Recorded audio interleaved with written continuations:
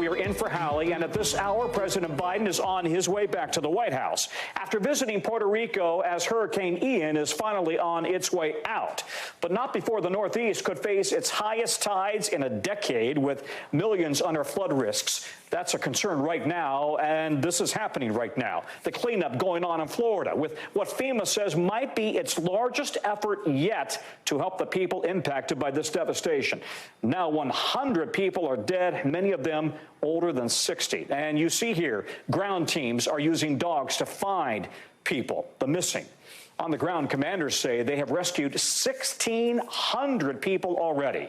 But those efforts made more challenging by the sheer number of ripped up roads like this one on Pine Island, and damaged homes, with estimates suggesting as many or as much as $60 billion in property losses, second only to Hurricane Katrina. People describing what it's like to have lost everything. I had to evacuate and everything, and now I've lost everything. Everything, my life savings, everything, my tools, everything. So many of them are retirees. The president will go to Florida Wednesday after vowing that he will not abandon people in Puerto Rico who say they feel abandoned after a different hurricane, Fiona. Remember that one?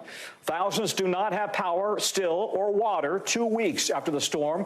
Mr. Biden promising $60 million in aid and saying that he is committed to the people there. We're going to make sure you get every single dollar promised. And I'm determined to help Puerto Rico build faster than in the past and stronger and better prepared for the future. In just a minute, we're going to get an update from NBC's Gabe Gutierrez on the ground in Puerto Rico. We want to start, though, with NBC's Shaq Brewster, who's in Fort Myers Beach, Florida. Shaq, does FEMA have any sense now of how many people may still be unaccounted for? Tom, they really don't. You know, that was a question that FEMA and local officials got over the course of the weekend, and they acknowledged they don't have a specific number of people, but the word that they used was plenty. And that gives you an idea of why they're going through this process that they're going through right now. They closed the entire Fort Myers Beach area because they wanted to go home by home, where doors exist, go door by door to see who is unaccounted for and see and make sure that each home in each area is safe. They want to recover people who are still there, people who perished from the storm, recover those bodies, treat them with dignity, and people who are still there hunkering down, perhaps rescue them. So that's why you're hearing that search and rescue is their priority, their primary mission, and more often it's becoming that search and recovery mission as they go through Fort Myers Beach. Yeah, just awful. You know, as I read, half of the confirmed dead are actually in Lee County, where you are right there. And a lot of local officials are now facing questions about why they didn't follow the most recent evacuation plans. Even the governor, though, Ron DeSantis, is defending them, right? Can you explain this to the audience outside of Florida? Yeah, they're getting some defense from the governor and also from other state officials. Look, this is the timeline. This is what happens after a storm. They go back and look at the timeline and see what they could have done better, what better warnings could have gone out. And we learned from the National Weather Service on Wednesday at about 5 p.m. that this area was going to receive some life-threatening storm surges. That was the word, those were the words that you saw in that report from the National Weather Service. But it wasn't until Tuesday morning when the mandatory evacuation orders were announced and put out for members of this community. When you compare to the neighboring county, the Charlotte County, just north of Lee County, they got those evacuation orders the day before. Other counties got them even earlier. So that is part of the reason why this question is now being asked. Now, county officials and local officials are saying Lee County was outside of that cone of uncertainty for about 72 hours before the storm. Although that cone designates the center of the storm, not the impacts of the storm, they note that Lee County was outside the cone of uncertainty, and that this was a storm that shifted as it approached the state of Florida. So there's some explanations that you're hearing, but still a lot of questions out there, Tom. Well, it's a good point. I mean, the storm did shift at the last minute there, right? Now, I understand you're hearing also from people talking about how this rescue effort is unfolding.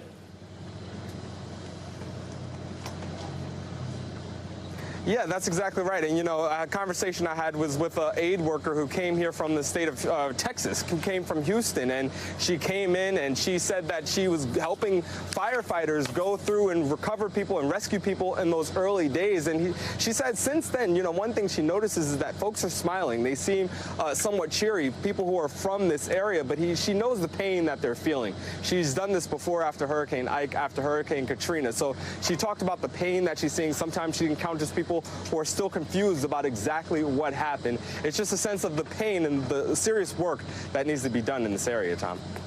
All right, Shaq, you've done yeoman's work on the ground there. Thanks, buddy. Appreciate it. We want to go to NBC's Gabe Gutierrez. He's in San Germán in Puerto Rico. Gabe, the president is bringing up the history here, vowing to make sure that Puerto Rico gets every dollar promised, unlike the Hurricane Maria recovery. Do the people there believe it? Well, Tom, there is a lot of skepticism here, as you know. After or during the recovery of Hurricane Maria, there was a lot of money that was allocated to Puerto Rico. Only a fraction of it was spent, however. And now, after Hurricane Fiona, yes, Luma Energy, the private company tasked with distributing power here, says that they have 93% of the island back with power. But still, there are communities like this one, San Germán, where I'm standing right now. You just see the devastation behind me. This is a road that was washed out. A wall of water came through here, trapped some residents here for at least a day. We spoke with one woman who told us this afternoon that she was still without power for going on a 16th day. Her insulin was damaged. She had been on the phone with FEMA for hours, and she didn't know where to turn to. And she had a lot of skepticism here that the federal government would step in. But as you said, President Biden visiting Puerto Rico today for the first time during his presidency, promising $60 million in new funding to shore up levees, to have a new flood warning system to better protect the island, he says, from future storms. But there is some skepticism here, Tom, on whether $60 million will really be enough when you consider that the damages here could be in the billions, Tom. Yeah, I mean, and these are American citizens. You mentioned the distrust about Luma Energy, the island's power distributor. You talked to somebody who works there, right? What did they tell you? Yeah, that's right. And Luma Energy has been trying to get the message out now that, look, we have 93% of the island with power. That is much better than we had following Hurricane Maria, when it took months for some of this power to be restored. Still, they had been facing criticism since they took over power distribution last year. There have been months of protest. There's been frustration among residents that they felt that their energy bills kept going higher, and there were all these outages. We spoke with one of the officials from Luma earlier today. Here's what he had to say. We've taken over a system that has been pretty much neglected for years, if not decades. And since we got here, we've been trying to rebuild as much as we can. We are doing everything we can to get the power back on. We will not stop until everybody's restored. There has been some finger pointing here, Tom, between Luma Energy and PREPA, which is the government-run utility still responsible for power generation, not distribution. As you can imagine, some of the local officials here, local mayors, have actually taken matters into their own hands, and about a handful of them actually went out and hired their own private contractors themselves, not wanting to wait for Luma to get the power restored. Communities like this one, San Germán, are going to spend another night in the dark. At least part of this community still remains without power, Tom. Hey, Gabe, keep the pressure on there, all right? We need eyes on the ground. Thank you very much. Gabe Gutierrez in Puerto Rico. All right, the Supreme Court starting a new term today with a new face on the bench. Justice Ketanji Brown Jackson making her debut as the Supreme Court Associate Justice. This is historic. It marks the first time in history that 4 women have been sitting on the bench together. Justice Jackson joins Sonia Sotomayor, Elena Kagan, and, of course, Amy Coney Barrett. The court has a jam-packed docket set to hear and decide cases dealing with affirmative action, voting rights, the environment, and gay rights. The first case of this term challenging the EPA's enforcement of the Clean Water Act. Joining us now, NBC's Kelly O'Donnell covering the court. Kelly, new term, new bench, but the same conservative majority. What happened in court today? Well, you're right, Tom. 6-3. The conservatives do have a supermajority. That doesn't change with the arrival of Justice Jackson. But she was engaged in the questioning today right away. So it wasn't a case of the new justice on the bench sort of taking it all in and watching as it all unfolded. She was quickly putting questions to the lawyers arguing this case. It's a case that deals with an issue of landowners in Idaho who wanted to build on their land. They were being hit with regulations dealing with the fact that their property is considered a wetland. It is regulated by the EPA. They were challenging how the government does that regulation. So it was a lot of discussion about the environment and about how much reach the government should have into issues like that and how to define some of the key terms about where, when, and how the government can control what a private property owner must do and some of the penalties, civil and criminal, that could come from that. So they're right into issues that matter and are part of the big national conversation when we're talking about the environment. Tomorrow, it'll be voting rights, dealing with a case in Alabama with voting rights where they have questioned the electoral map drawn by the Republican legislature and say that black voters have seen their power at the ballot box diluted by concentrating their representation in just one congressional district when they represent a much larger part of the overall population. And this comes at a time, Tom, as you know, after the blockbuster term that ended in June with Roe v. Wade being overturned, the constitutional right to abortion, and other really hot-button cases, that there are questions in the public about the confidence the public has in the court and public dissatisfaction in the court, and how do people feel about the job approval of justices. That's something that has been playing out, and the justices themselves have been talking about this apart from their work here at the Supreme Court, but when they've been making addresses over the summer months. Chief Justice Roberts saying that even when the public does not agree and even feel strongly about cases, he hopes that the public will still have confidence in this institution. Justice Kagan, who is part of the liberal wing, has said that when people see longtime precedents overturned, that shakes their confidence. So seeing some of how this will play out in the months ahead is something we'll be tracking very closely. Tom? Yeah, we just saw that Gallup poll up. Thank you very much, Kelly. Kelly O'Donnell, who's at the Supreme Court. Breaking just before we came on the air tonight, NBC News, the first to report that the next and possibly the final January 6th hearing is set tentatively for next Thursday, October 13th. That, according to two sources familiar. This hearing was originally scheduled for last week, but the committee postponed it because of Hurricane Ian.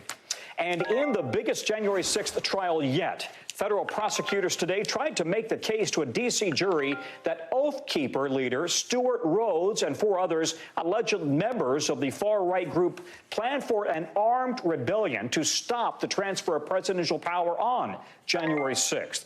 They played a recording of Rhodes saying that his only regret was that his group should have brought rifles to the Capitol.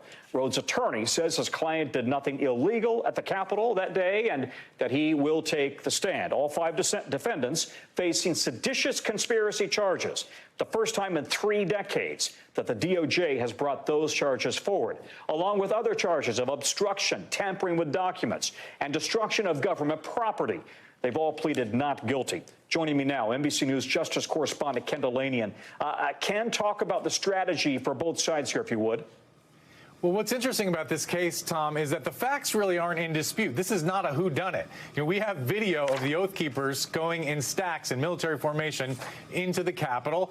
There are text messages and, as you said, recordings of Stewart Rhodes and other Oath Keepers talking about their plans before January 6th and after January 6th. The question is going to be a matter of interpretation. The Justice Department says this was a malicious plot to interrupt the lawful transfer of power, a direct threat to American democracy by people who brought guns and stockpiled them at hotel rooms in Virginia and talked about a bloody civil war, essentially, in these messages.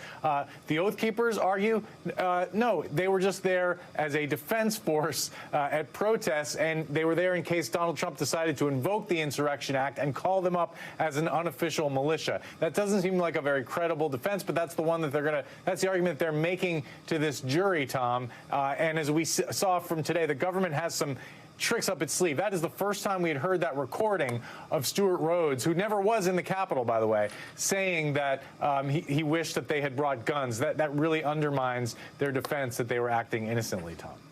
Yeah, can you talk about the bigger picture here? First of all, why this is such an important trial. What would happen? What would the message be if Rhodes won or if the government wins? How would that break down? Who would benefit? The stakes are very high. It would be the first time in 30 years that the DOJ would have gotten a conviction on seditious conspiracy if they win here. And there was a debate inside the Justice Department about whether to bring that charge, because it's a hard charge to prove. But if they win, they have established that this was more than just a riot that ran amok on January 6th, a protest that got out of hand. This was actually a plot to overthrow a part of our democracy, to stop the lawful transfer of power. Likewise, if they lose, if Rhodes wins, it's a huge blow to those who want to send that message that January 6th is a bigger deal than what Donald Trump and some of his minions are saying, which is essentially, a protest, a bunch of tourists who got a little exuberant entering the Capitol. We've seen the video. We know that that's not what happened, but the stakes are really high in terms of the message that this case sends, Tom. Yeah, it was a U.S. senator who said they were nothing but tourists. Ken Delanian, upstairs in the newsroom. Thank you, Ken. Appreciate it. A new twist in the case of Brittney Griner, still being held in Russia. A Russian court has now set October 25th as the appeal date for the WNBC's NBA star. Griner is hoping to overturn her August 4th conviction for drug possession charges after Russian police said they found vape canisters with cannabis oil in her bags. She faces up to 9 years in a Russian prison. A new report out today finding emotional and sexual abuse were, quote, systematic in women's soccer, with women being exploited at every level of the sport. The report finds misconduct from coaches against players in the top professional league, the NWSL, saying that because the league did not respond when players would report them, coaches were able to easily move from team to team. Last year, U.S. Soccer commissioned former acting Attorney General Sally Yates and the law firm King and Spalding to look into the sport after a number of accusations against the coaches came out last year. Today, U.S. Soccer's leadership says it is working on implementing the report's recommendations. U.S. Soccer president calling the findings heartbreaking and deeply troubling. NBC's Kristen Dahlgren joins me now. Kristen, the report was based on interviews with hundreds of people, and it found that people repeatedly ignored players' reports of abuse. I mean, this is incredibly frustrating after all of the institutions that have failed their young people, whether it's the priesthood, whether it's schools, and here it is at U.S. Soccer. It's just outrageous. Right. Absolutely, Tom. This was a one-year investigation. This report that came out today, 172 pages. And as you said, it is just case after case of verbal abuse, of emotional abuse, as well as sexual misconduct. And the league repeatedly did absolutely nothing and just didn't hold its coaches or anyone to a higher standard. I want to read to you from page 12 of this report, because it's quite shocking to actually see it written out. We have a full screen there that teams, the league, and the federation failed to adequately address reports and evidence of misconduct. They either minimized, claiming that players were trying to kill the league, or that a coach was put in a bad position, or they ignored them entirely. Now, keep in mind, until this latest bargaining agreement, in many cases, these were women who made $30,000 or less. They were completely reliant on the league for things like their housing, like their insurance. There, until 2021, was no anonymous reporting system. And so any complaints they made, the league knew who they were. And again, they did nothing, and they came down on these women time after time. Let me read another section from the report, because I find it just outrageous. The report says that abuse in the NWSL is rooted in a deeper culture in women's soccer, beginning, here's what drives me crazy, beginning in youth leagues that normalizes verbally abusive coaches and blurs boundaries between coaches and players. Kristen, my own daughters played soccer. I got to tell you, my blood is boiling. How is the league planning to address these allegations? And without me slamming my fist down on the table, enough already.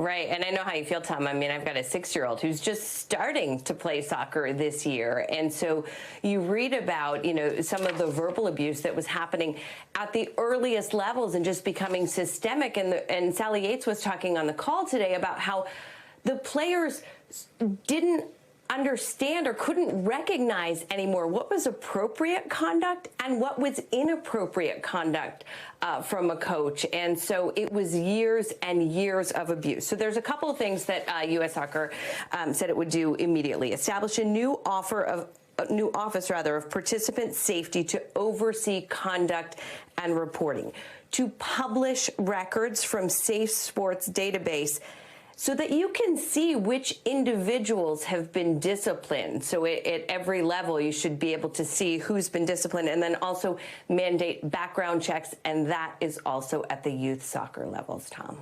Let's get you over now to the 5 things that are 10 things you probably need to know about tonight. Number 1, Iran's supreme leader, Ayatollah Ali Khamenei, is breaking his silence on protest there, condemning the, quote, rioting and accusing the U.S. and Israel of planning the demonstrations to destabilize the country. They've been going on for weeks now, since a 22-year-old woman died in custody of the morality police. Protesters are demanding freedom for women from strict modesty rules. Khamenei says that he was heartbroken over her death, calling it a sad incident. Number 2, Indonesia will set up an independent commission to investigate a deadly stampede at a soccer game this weekend that left, listen to this, at least 125 people dead.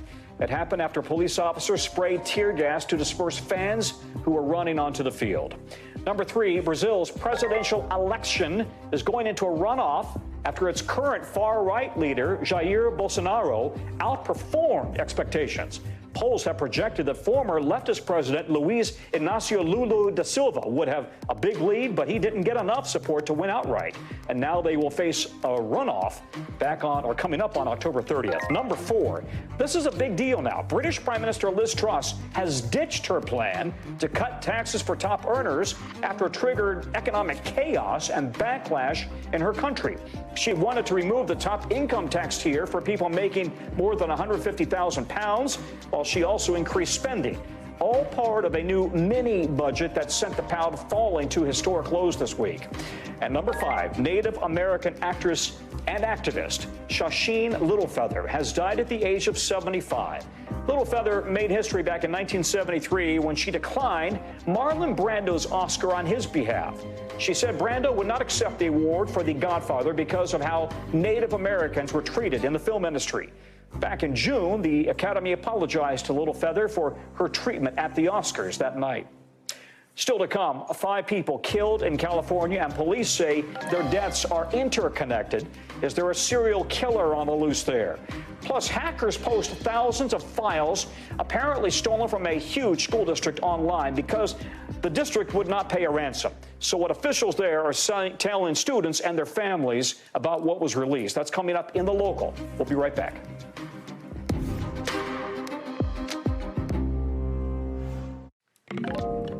Bottom of the hour, and we are learning the names now of more of the victims of a possible serial killer in California. Police are offering $85,000 to anyone who can help officers track down a person of interest possibly involved in the murders of 5 men in Stockton. That's about 50 miles from Sacramento. Detectives have posted this image from grainy surveillance footage showing who they believe is connected to the shootings, dressed in all black and wearing a black cap. The latest killing happening just last week on Tuesday. Police say a 54-year-old man was shot in a residential area. 4 others killed since July. All men, 21 to 54 in age, all walking alone. 4 of them were Hispanic, 1 white.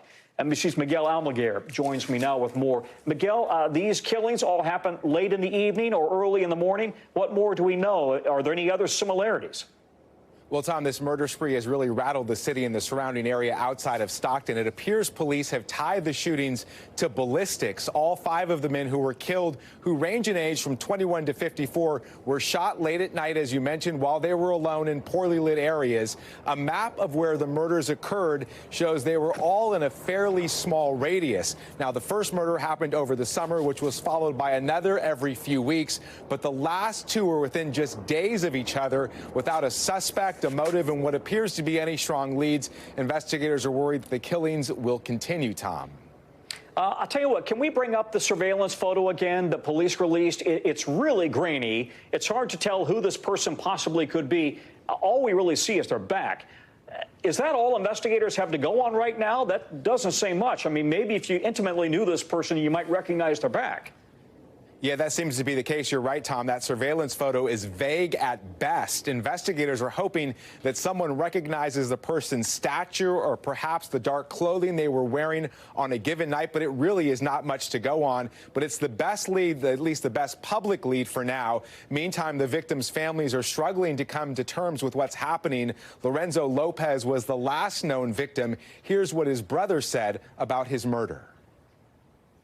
My brother's one, but there's also other victims that I, feel pain for their family as well. We just need to try to get down to the situation and get it, taken care of, because Stockton does not need this. We've got too much already going on. 5 families still grieving tonight, Tom. I was looking at the video. I mean, that's a lot of shell casings at the last murder scene. This was not just one shot or 2 shots. What are police telling people who live in the area? Well, there's a real sense of fear and obvious concern in the community. The police chief said everyone needs to be aware of their surroundings, to be alert, and to, quote, have your head on a swivel. The killings are happening at night when the victims were alone in poorly lit areas. Police are asking everyone in Stockton to avoid those situations, Tom. And it's been 20 years since the D.C. sniper in this area here, and this looks similar in many ways. I know you covered the D.C. sniper. Miguel, thank you very much. Miguel Almaguer, who's out in California. NBC covers hundreds of stories each day, and because you could not possibly read, watch, or listen to every one of them, our bureau teams have done it for you. That's what they tell us is going on right now in the regions. We call the segment The Local. From our Midwest Bureau, jury selection started today in the trial of Darrell Brooks. He's the man accused of killing 6 people, injuring dozens of others after he allegedly drove through a Christmas parade in Waukesha, Wisconsin last year. Darrell Brooks is representing himself. He has no legal training and is facing more than 70 charges. From our Northeast Bureau, a man died after falling from an escalator at yesterday's Steelers-Jets football game. Pittsburgh police say paramedics treated him at the scene, and the man was taken to a hospital in critical condition, but he later died from his injuries. Authorities are investigating what led to this fatal fall. From our West Coast Bureau, thousands of files allegedly stolen in an attempted ransomware attack of the LA Unified School District have now been released on the dark web. Hackers posted them after the district refused to pay a ransom. A law enforcement source familiar with the investigation tells our LA station that the files apparently included some confidential psychological assessments of students, contract and legal docs, and business records. The district has set up a hotline for students, parents, and staff who have questions about the cyber attack. Kim Kardashian is in hot water with the Securities and Exchange Commission. Yeah, that's right. The reality TV star agreeing to pay nearly $1.3 million in fines after federal regulators said she unlawfully promoted a cryptocurrency on Instagram. In June of last year, Kardashian posted this: "Are you into crypto? This is not financial advice, but sharing what my friends just told me about the Ethereum Max token." And you can see there at the very bottom, very, very bottom, it says hashtag ad. If you didn't see that, you may not know it was an ad. And that disclosure was not enough to keep Kardashian in line with federal regulators who say Kardashian also had to disclose that she was being paid. And how much? $250,000 to publish that post on Instagram. NBC's Emily Akeda joins me now. So Kim Kardashian did not admit any wrongdoing. She just settled.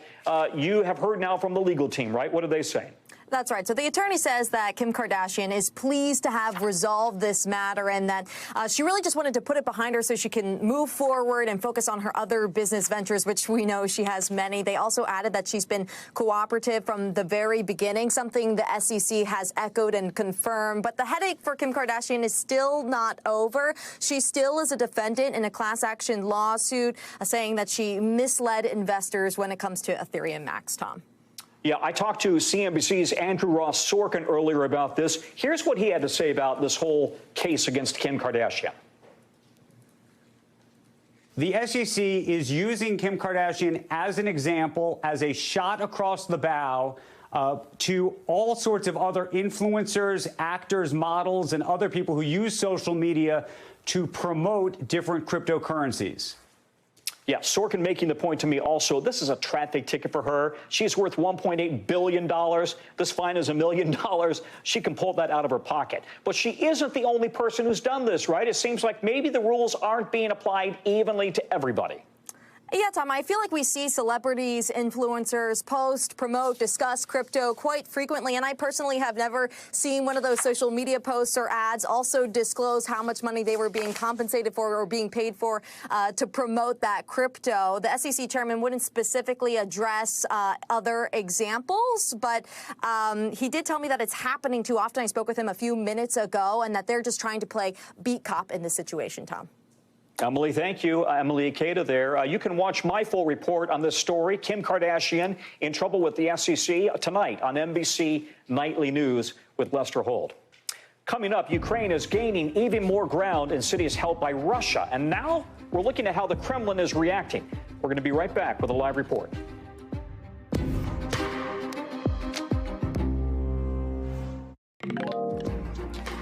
Quarter to the hour, and today, Ukraine's military is making gains in the country's south and east, forcing Russia to retreat from territory that it had claimed is now theirs. Russia's defense ministry today acknowledged that Ukrainian tanks had managed to get through Russian lines of defense in part of the Kherson region in the south. And the latest win for Ukraine is coming after its troops really chased Russian troops out of the eastern city of Limon this weekend. Russia said its troops had to get out to avoid being encircled. And when it comes to Russia's military, we're now seeing reports of Russian conscripts, listen to this, wearing flip-flops, being malnourished, and some even having to share old rusty guns between them. That according to the New York Times. NBC's Jay Gray joins me now from Kyiv. Jay, Limon had been a key Russian military supply hub in Ukraine, and Russia is also now losing ground in the south. Give us a sense of the scale of the progress that Ukraine is having right now. Well, and Tom, first of all, Ukraine won't share the scale of that. They won't tell us how far in they've gotten or how far they've gone. But just from the towns and villages, including Limon, which was a huge get for the Ukraine counteroffensive, they have made substantial progress moving in. As you talk about, on both fronts here, we're talking about to the east as well as to the south. And consider this, Limon was really a key hub as far as moving Russian troops in and out. It was a transportation hub. It was a communications hub. They used it to restock and refuel. And so that was very big for Ukraine forces. The other side of this, I just talked to you about how we're not hearing a lot from Ukraine. And you understand why. Officials don't want to let everyone know exactly where they're going or where they've been. A lot of the information we're getting on these withdrawals, they'll never call them retreats, but these withdrawals and giving up of these areas is from the Ministry of Defense in Moscow. So they are acknowledging point blank, just days after Vladimir Putin said, I'll do whatever it takes to protect these lands, to protect these people who will be Russians forever. We've heard not a peep out of the Kremlin other than, yeah, we're pulling back. Yeah, I've been devouring every morsel of it. It's fascinating. Listen, Putin has made repeated nuclear threats. Given that we're now seeing troops pulling back, how concerned is Ukraine that Russia could be preparing for their own major counterattack in some fashion? Yeah, what you hear from officials here is they're ready for anything that Russia may deal. What you hear from people on the ground is that they are concerned, and part of it's that unusual silence out of Moscow. They have not seen any type of retribution for the huge gains they've made that we've been talking about, and the constant what Ukraine and Western allies call bluster and saber rattling is concerning for those on the ground who say they know that Russia has the ability to use nuclear weapons, and they're fearful that that could be coming, especially after this weekend when the man who leads the Chechen Republic, also referred to as Putin's attack dog, urged him to deploy those nuclear weapons. So a lot of people worry, Tom, about what the next step may be, when the next boot may fall. Exactly the point I was hoping you were going to make. Jay, thank you. Jay Gray, who remains on the ground in Kyiv for us. All right, now months into the war in Ukraine, we know that millions have become refugees, forced to flee their home country. Ukrainians have spread out across Europe, and over 62,000 have come to the United States, like 8-year-old Yana. And when Russia first invaded, she and her family went through an incredibly difficult journey trying to get out, hiding in a bunker, sleeping in train stations, escaping to Moldova, then on to Poland. It was there that an aunt in New Jersey helped sponsor her family, and now Yana's life looks a lot different as the newest student at Littlebrook Elementary School. Julia Ainsley has that story. 8-year-old Yana and her family fled Ukraine and escaped to Poland last March, desperate to reunite with family in the United States. It's very hard. Once struggling for food, today Yana is the newest member at Littlebrook Elementary School in Princeton, New Jersey. She's one of more than 62,000 Ukrainians the Biden administration says it has let in under a program launched in April. Hey, Yana, how are you? Are you good? Ready for the day? Yana's father, Albert, recounts how their lives were upended when Russia invaded Ukraine. You don't know if you will wake up or not. You want to eat, but you can't. After, you run into the basement because every minute or 5, you have a siren going on. And this was not a very desirable situation for us to stay in.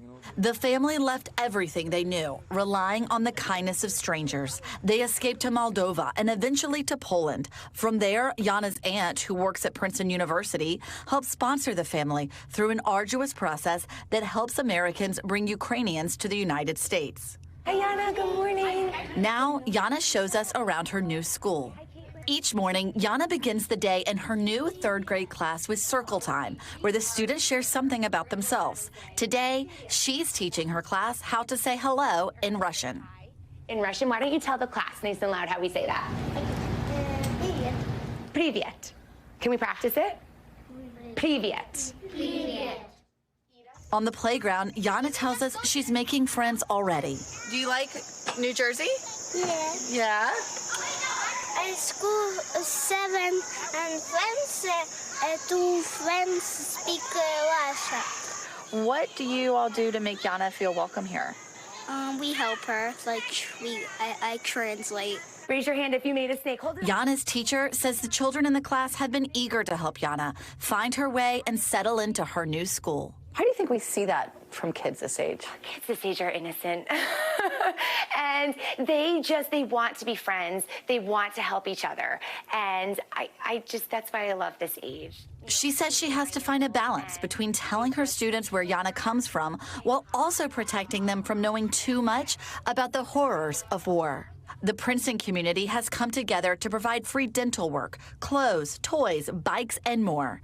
Janet Cohen is a recent retiree who has volunteered her time to teach English to Yana's family. It's extremely rewarding in so many ways. Julia Ainsley joins us now. Excellent story. I love how you did the interview. I got to ask you, though, she doesn't speak much English. So how is she getting through the day? She has a translator there to help her. Yeah, the school's done a lot to try to help her out. That little girl is translating just because she speaks some Russian, because this is Princeton, New Jersey. There's a big international community given the university there. She also has an ESL teacher, but a lot of the day is hard. In fact, there's a little boy I talked to who doesn't speak any Russian, but just knew that she needed to be guided to the cafeteria and shown what to do. And that's a lot of what we saw in this story, is not only the community, adults, but little kids just kind of intrinsically knowing what it's like to start school in a new place, even though they don't know what Yana's been through. And it's amazing. The first time I met her was over Zoom when she was still trying to escape, and here she is right here starting school. But you can imagine she must feel isolated and needs friends. Absolutely. Julia, thank you. Thank Julia you. Ainsley. That's a wrap for this hour. The coverage, the news, resumes right now.